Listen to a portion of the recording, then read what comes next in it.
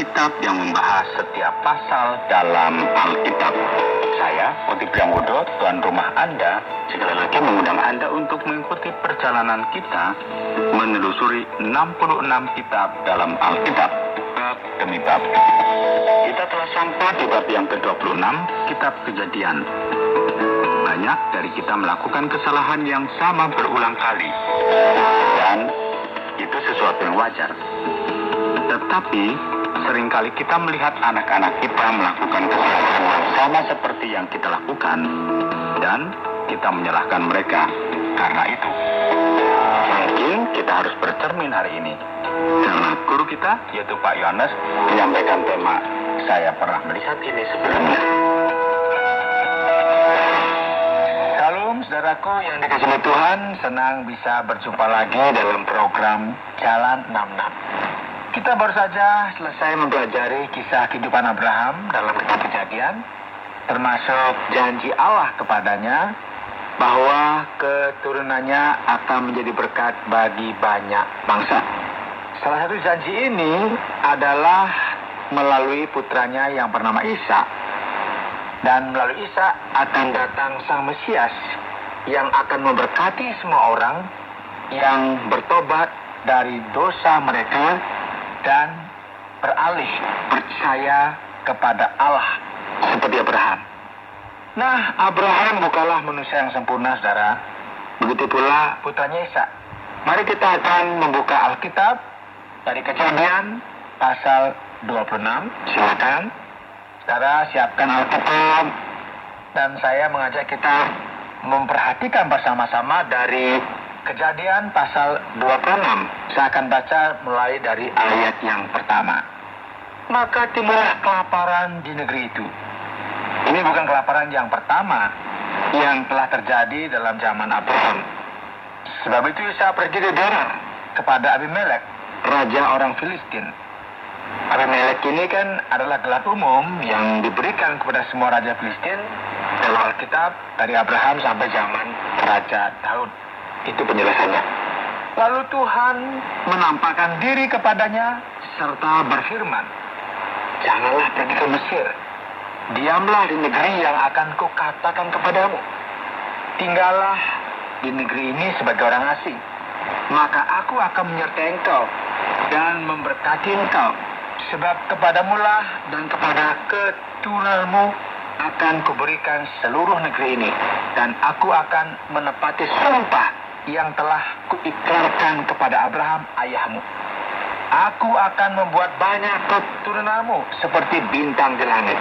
Aku akan memberikan kepadamu keturunanmu seluruh negeri ini, dan oleh keturunanmu semua bangsa di bumi akan mendapat berkat. Karena Abraham telah mendengarkan firman-Ku dan memelihara kewajibannya kepadaku, yaitu segala perintah, ketetapan, dan hukum-Ku."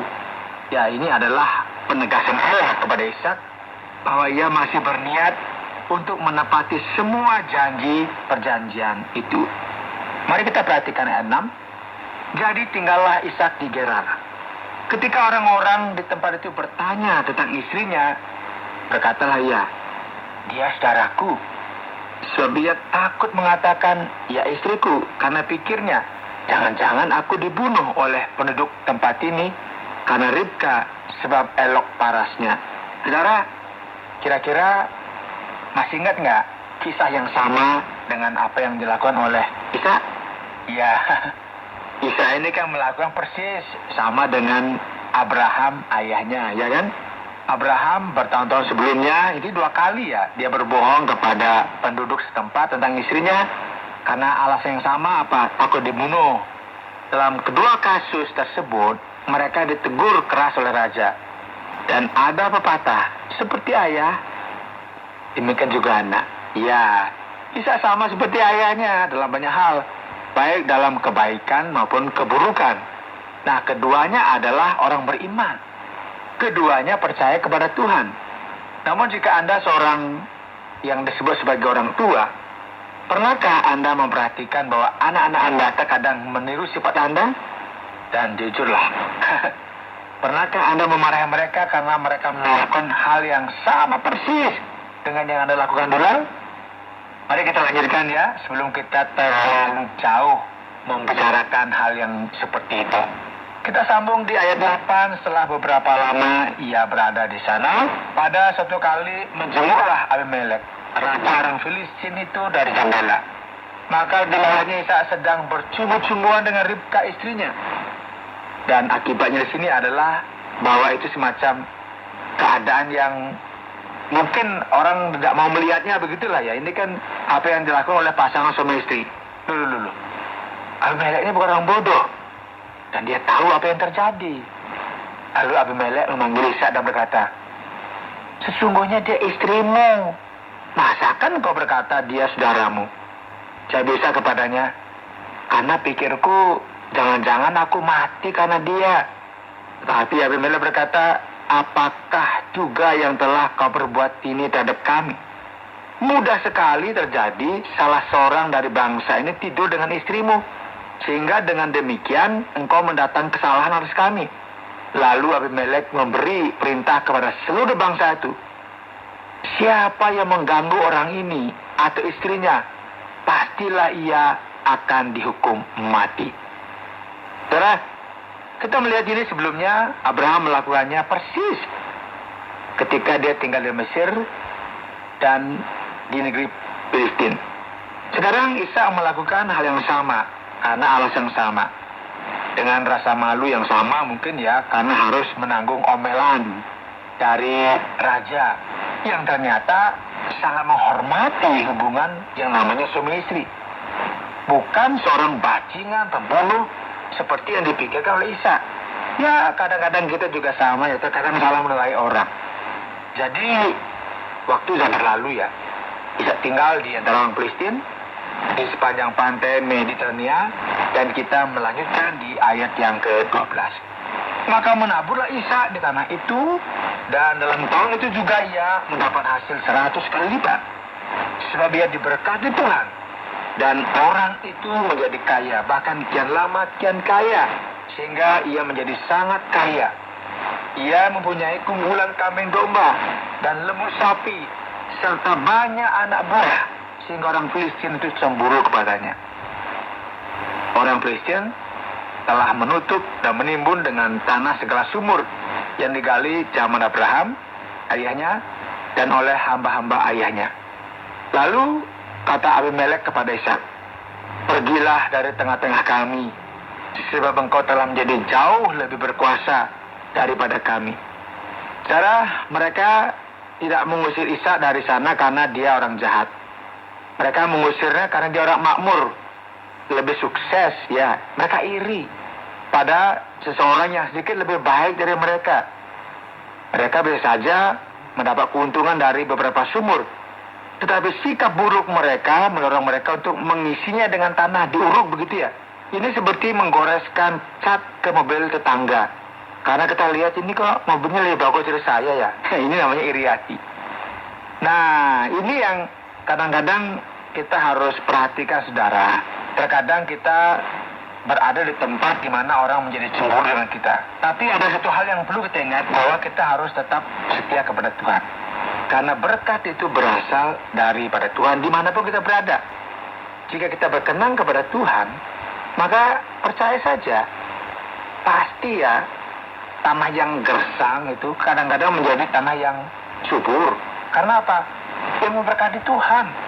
Jadi ini pentingnya kita setia kepada Tuhan. Mari kita perhatikan ayat 17. Jadi pergilah Ishak dari situ dan berkemahlah ia di lembah Gerar, dan ia menetap di situ. Jadi Gerar ini terletak sekitar setengah jalan antara Mediterania dan Gurun Negeb ya. Kemudian Ishak menggali kembali sumur-sumur yang digali dalam zaman Abraham ayahnya, dan yang telah ditutup oleh orang Filistin sesudah Abraham mati. Disebutkannya lah nama sumur-sumur itu menurut nama yang telah diberikan oleh ayahnya. Ketika hamba-hamba Ishak menggali di lembah itu, mereka mendapat itu mata air yang berbual-bual airnya. Lalu bertengkarlah para gembala Gerar dengan para gembala Ishak. Kata mereka, ini kepunyaan kami. Dan Ishak menamai sumur itu Esek. Karena mereka bertengkar dengan dia di sana. Kemudian mereka menggali sumur lain dan mereka bertengkar juga tentang itu. Maka Ishak menamai sumur itu Sitna. Ia pindah dari situ dan menggali sumur yang lain lagi. Tetapi tentang sumur ini mereka tidak bertengkar. Sumur ini namanya Rehobot. Dan ia berkata, sekarang Tuhan telah memberikan kelonggaran kepada kita, sehingga kita dapat beranak cucu di negeri ini. Saudara perhatikan, Ishak mulai punya sumur, digali, diserang. Ini kita melihat pentingnya air pada masa itu. Nah, air diperlukan untuk kehidupan. Dan dalam Alkitab, kita terkadang melihat air sebagai simbol dari Roh Kudus. Mari kita lanjut di ayat yang ke-23. Dari situ ia pergi ke Berseba. Lalu pada malam itu Tuhan menampakkan diri kepadanya serta berfirman, Akulah Allah ayahmu Abraham. Janganlah takut, sebab aku menyertai engkau. Aku akan memberkati engkau dan membuat banyak keturunanmu, karena Abraham hamba-Ku itu. Sesudah itu Ishak mendirikan mezbah di situ dan memanggil nama Tuhan.